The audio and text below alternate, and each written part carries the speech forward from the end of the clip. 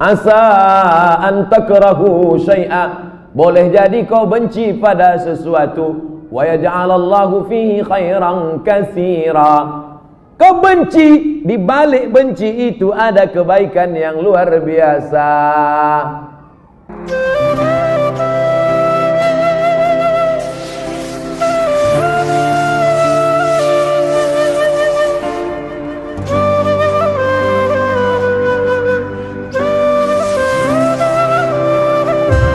Pak Ustadz, bagaimana cara husnuzon terhadap takdir Allah?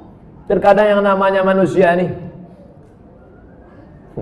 asa an takrahu syai'a, boleh jadi kau benci pada sesuatu. Wa yaj'alallahu fihi khairan katsira, kau benci, di balik benci itu ada kebaikan yang luar biasa. Ikut latihan paskibraka, sudah hampir mau, tiba-tiba batal, sakit hati, benci, kenapa nasib begini? Rupanya skenario Allah indah. Dipanggil sama Pak Kapolres, diuruskan ke Jakarta. Terbang ke Jakarta. Takdir, rencana Allah jauh lebih indah daripada yang kita rencanakan. Tapi jangan gara-gara ini besok tidur jam 8 tarik selimut, kau tak pergi kerja, rencana Allah jauh lebih indah. Usaha, doa, tawakal, niat baik, cakap baik, buat baik, datang baik berarti dari Allah, datang tak baik, sabar, Allah sedang menguji. Oleh sebab itu maka kita hanya berusaha, al-insanu mudabbir wallahu muqaddir, Allah yang menetapkan final akhirnya. Jangan pernah berhenti berusaha, jangan pernah suudzon pada Allah Subhanahu wa taala. Kalau sudah terjadi tak sesuai dengan keinginan, qaddarallah. Kalau sudah terjadi tak sesuai dengan kehendak, apa yang keluar dari mulut kita? Qaddarallah. Ucapkan qaddarallah, sudah takdir Allah, qaddarallah. Karena kalau berkalau-kalau, dibeli tanah 2 hektar, ditanam sawit, ditunggu pupuk, memupuk, membersihkan 2 tahun. Begitu panen, datang orang lain ngambil. Ini sawit saya, ini tanahnya, ini surat dari BPN. Apa tak gila gitu? Tiap malam, tiap pagi, kenapa nanam sawit? Kenapa nanam sawit? Kenapa nanam sawit? Kenapa nanam sawit? Qaddarallah, sudah selesai. Game is over. La ta'jaz, jangan lemah. Karena sekali kau berkata kalau, akan disusul kalau. Itulah orang kena insomnia, tak tidur malam. Kuri-kuri. Pergi ke psikiater. Pak psikiater, ya, aku sudah tak tidur berapa lama? Sudah 2 malam tak tidur. Kata psikiater, aku 2 bulan tak tidur. Parah pula aku dari kau lagi. Siapa yang tak punya masalah hidup ini? Oleh sebab itu kita berbaik sangka kepada Allah Subhanahu wa taala selama sudah dilaksanakan 3: ikhtiar, usaha, doa, tawakal. Fa idza azamta, kalau kau sudah azam, fatawakkal 'ala Allah. Innallaha yuhibbul mutawakkilin. Allah suka pada orang yang bertawakal. Semua buah-buahan yang ada di Medan, di Berastagi, di Rantau Prapat, semua buah-buahan yang ada di dunia ini, itu sudah tertulis di buah itu Abdul Somad. Semua ikan-ikan yang ada di Belawan, yang ada di Medan, yang ada di Pancur Batu, sudah tertulis di ikan itu Abdul Somad. Tidak akan mungkin ikan itu dimakan orang lain. Ikan mahal, ikan hebat, sudah tertulis, tak akan mungkin makan. Abdul Somad tak sanggup membeli ikan itu, karena sekilonya sampai 200.000. Mana kita sanggup? Seonnya 200.000, ikan mahal. Itu kalau dimakan tamu, menetes air mata kita. Saking mahal. Tapi karena sudah tertulis punya Abdul Somad, kalau rezeki takkan kemana, dituliskan Allah SWT. Siapa membelikan tuh? Bini gubernur. Belanja pagi-pagi. Orang kaya belanja kan nunjuknya pakai kelingkingannya. Berapa? Ya kan? Nah, dimasak.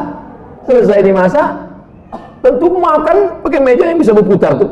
Kalau berkumpul lah di situ, Kapolda, Danrem, Gubernur, siapa yang Ustadz, siapa yang makan duluan? Ustadz lah. Mana mungkin orang tuh makan duluan? Masih deh, silakan Ustadz. Saya doa lah duluan situ. Udah ada nama situ, Abdul Somad. Tapi cerita ini jangan membuat kita pasif tak bekerja. Ya gara-gara ini besok bapak tak ada yang masuk kantor. Lu bangun nih, bang kerja. Udah tertulis nama aku di ikan itu. Ibu jangan marah. Kalau ada laki besok begitu, ibu diam aja. Pas jam 9 dia bangun, dibukanya. Mana sarapan kita? Udah tertulis nama, bagus itu bang.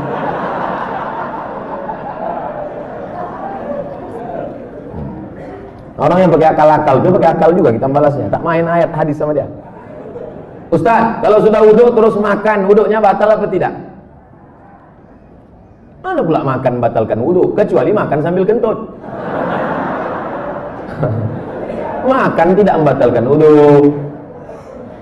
Beli buku judulnya Fikih Islam Sulaiman Rasyid.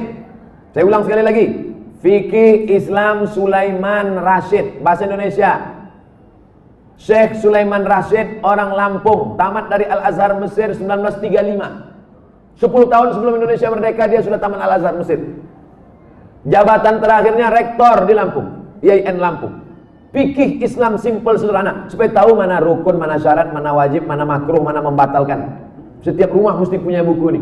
Ini fikih yang simple, murah, harganya 40.000. Kalau naik saya tak tanggung jawab.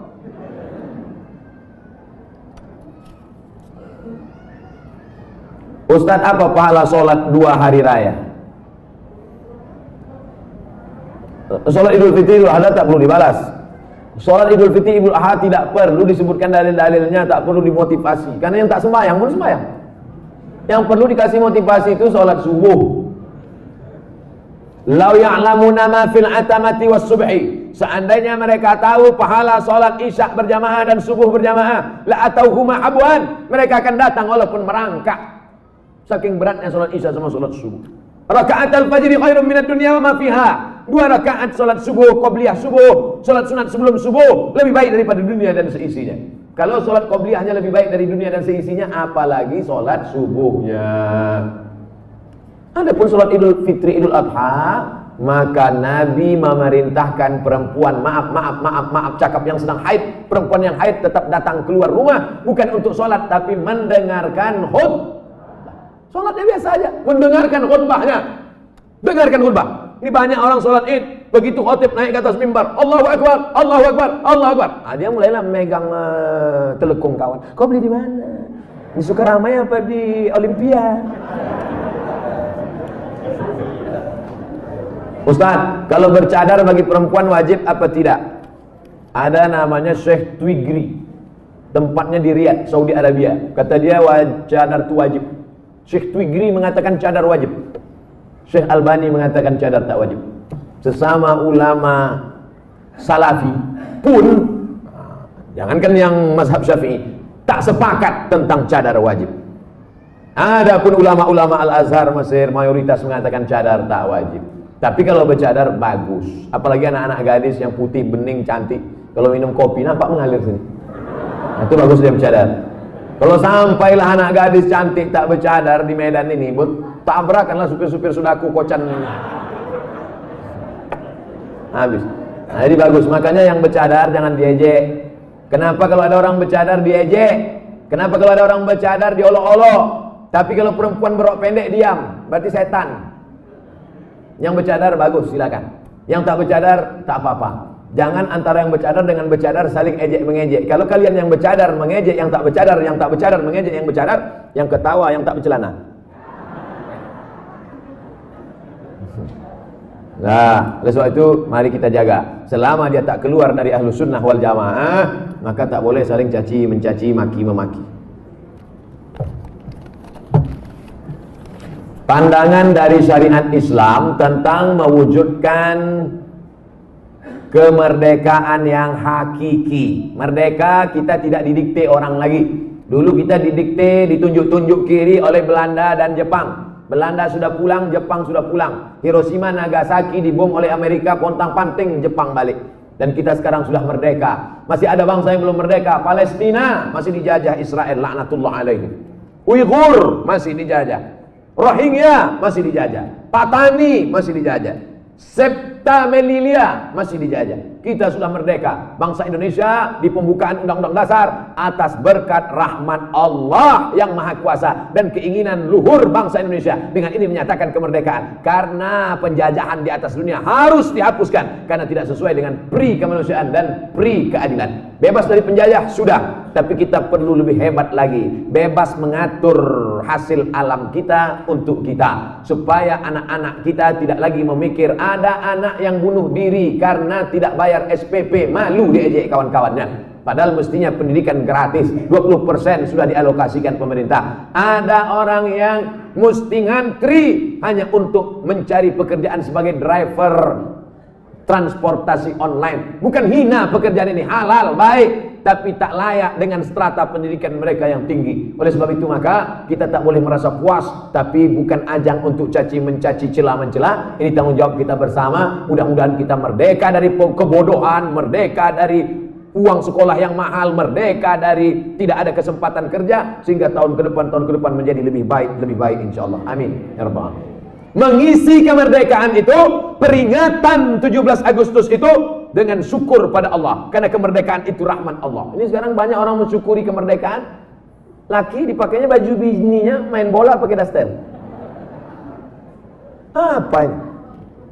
Pejuang kita dulu pontang panting mengusir Belanda, dia pontang panting pakai baju bini. Saya tidak bertanya, saya hanya mohon doa agar anak saya jadi hafiz Quran yang rendah hati, suka bersedekah serta bermanfaat bagi umat. Tidak hanya yang minta request ini, semua anak-anaknya nanti, baik yang sudah lahir maupun belum lahir, maupun yang emaknya belum dapat, yang lajang-lajang ini, yang berondong-berondong. Saya doakan nanti semua di akhir majelis semuanya mendapatkan kebaikan insyaallah. Amin ya rabbal alamin. Ringkas saja Pak Ustaz, saya mohon Ustaz jabarkan tentang Nabi Ibrahim yang walaupun ayahnya kafir, beliau sangat santun terhadap orang tuanya. La illam tantahi Ibrahim, kalau kau tidak berhenti menceramahi aku, kalau kau tak berhenti mengajak aku menyembah Allah, la arjumannaka, aku lempar kau pakai batu sampai mati Ibrahim. Ada ayah orang Medan gini? Rasanya tak ada. Kalau kau tak berhenti menceramahi aku Ibrahim, la arjumannaka, aku lempar kau pakai batu. Wahjurni maliya, pergi kau dari sini, tinggalkan rumah ini, tinggalkan kampung ini, maliya, untuk waktu yang lama, usah kau balik-balik lagi. Apa jawaban Ibrahim alaihissalam? Salamun alaika, selamat untuk ayah. Astaghfirulaka rabbi, aku akan mintakan ampun kepada Allah atas dosa-dosamu wahai ayahku. Innahu kana bi hafiya, Allah itu mengabulkan doaku. Kalau anda berbakti pada orang tua, dibalas Allah mendapat anak yang berbakti juga. Apa balasan Allah terhadap budi baik Ibrahim?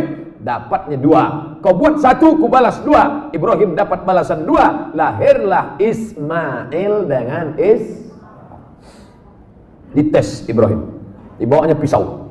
Ya bunayya, wahai anakku, inni ara fil manam, aku tengok dalam mimpiku malam tadi, anni azbahuka, aku menyembelih lehermu. Fanzur ma'za tara, apa pendapatmu?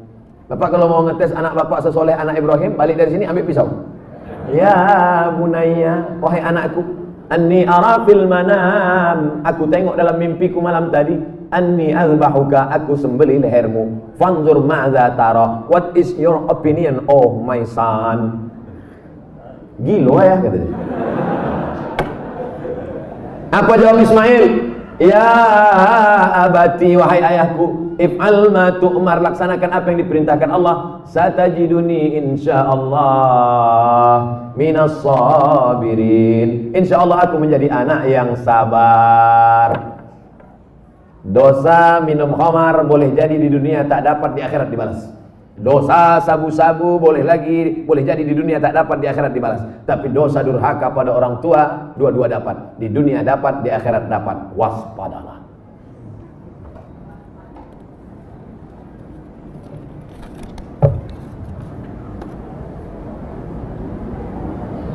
Diturunkan Al-Quran di bumi ini untuk memelihara semesta alam. Kenapa tak ada keinginan Ustadz menjadi pemimpin umat di birokrasi? Mancing-mancing.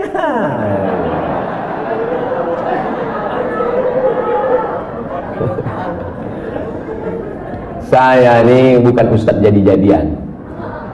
Nih aku kasih tahu. Saya dari kecil memang sudah dipesankan datuk-datuk saya, cucuku yang ini mesti sekolah agama, cucuku yang satu ini untuk sekolah agama. Yang lain mau sekolah dokter, mau jadi pengacara, mau jadi jaksa, mau jadi hakim, mau jadi polisi, mau jadi tentara. Makanya sepupu saya ada yang polisi, ada yang tentara, ada yang jaksa, ada yang guru. Tapi saya memang dipesankan cucuku yang satu ini mesti sekolah agama. Nah, jadi pilih yang lain-lain. Jangan sakit hati. Banyak lagi yang lebih mantap-mantap, hebat-hebat. Jadi Ustaz, saya sampai mati jadi Ustaz ya.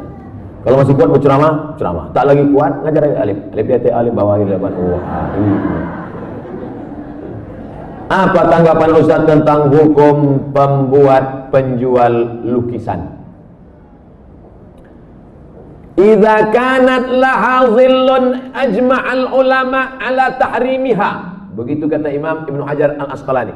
Kalau ada bayang-bayangnya, maka sepakat ulama bahwa dia haram. Ada bayang-bayangnya. Laha zillun, ada bayang-bayangnya. Ambil senter dia. Senter, ada tak bayang-bayangnya? Artinya yang tak boleh itu patung. Dicetak, diukir, dibentuk. Itu pun kalau lengkap dari ujung rambut sampai ujung kaki. Kalau kepalanya aja tak apa-apa, boleh. Ibu di rumah ada patung gajah keramik mahal. Lengkap dari belalai sampai ujung kaki. Balik dari sini, potong. Potong. Tinggalkan belalainya aja sedikit. Jangan utuh, haram, tak boleh. Di kamar ada keramik burung merpati sedang bercengkrama, ada lampu di tengah, utuh dari muncung sampai ekor sampai kaki. Potong. Bang, demi Ustaz Somad kita potong. Tinggalkan sedikit. Jangan utuh tak boleh, haram. Tak masuk malaikat rahmat, tak masuk. Apakah setiap muslim bisa menjawab pertanyaan malaikat kubur tentang ketuhanan, kenabian? Jangan dihafal. Ini bukan tes PNS. Ini bukan SNMPTN, seleksi nasional masuk perguruan tinggi negeri. Yusabbitullahu alladhina amanu bil qawli tsabit. Yang dibuat Allah bisa menjawab itu karena istiqamah, berjamaah, beramal soleh. Illal ladzina amanu wa amilus sholihat. Jadi yang dia dari sekarang, man rabbuka? Allah. Man nabiyuka? Rasulullah. Man imamuka? Kau tak sembahyang ke masjid ya? Udah kuapal semua, kecil sudah. Udah dapat bocoran soal. Ini bukan ini otak-otak ini. Yusabbitullahu alladhina amanu bil qawli tsabit. Yang bisa menjawab itu diistiqomahkan karena dia istiqomah di sini, istiqomah pula dia di sana. Makanya sebelum salam fil alamina innaka hamidum majid. Cukup. Kalau salam sah, tapi kalau bagus tambah lagi. Allahumma fir lima qaddamtu wa ma akhartu wa ma asrartu wa ma a'lantu wa ma asraftu wa ma anta a'lamu bi minni antal muqaddim wa antal muakhiru. La ilaha illa anta subhanaka inni kuntu minadh zalimin. Sebelum salam tambah 4 hadis riwayat Muslim. Allahumma inni a'udzubika min adzabi jahannam wa min adzabil qabr wa min fitnatil mahya wal mamat wa min syarri fitnatil masihid dajjal. Assalamualaikum warahmatullahi. Belum lagi? Ya, ada jawab lagi. Ustaz, Indonesia triliunan rupiah bunganya ke luar negeri. Untungnya untuk biaya pembangunan APBN. Kalau bunga kan haram, apakah rakyat ikut menanggung haramnya Pak Ustadz? Nggak nyindir saya nih. Saya kan PNS, dapat gaji berarti dari bunga haram. Kita bekerja, maka kita dituntut dari pekerjaan kita itu saja. Kita tak dituntut dari yang lain. Walaupun bapak pegawai APBD, APBN, polisi, tentara, guru, PNS, pekerjaan kita itu halal. Bapak polisi lalu lintas yang mengatur dari pagi sampai petang, bapak yang masalah kriminal mengatur dari pagi sampai petang sampai malam, bapak yang tentara menjaga kedaulatan negara di perbatasan, bapak yang anggota Dewan Legislatif memperjuangkan hak rakyat, parlemen bicara tentang hak rakyat di parlemen, maka pekerjaan itu halal, gajinya halal. Bapak, ibu buka rumah makan nasi lemak, halal apa haram nasi lemak itu? Oh, banyak yang ragu.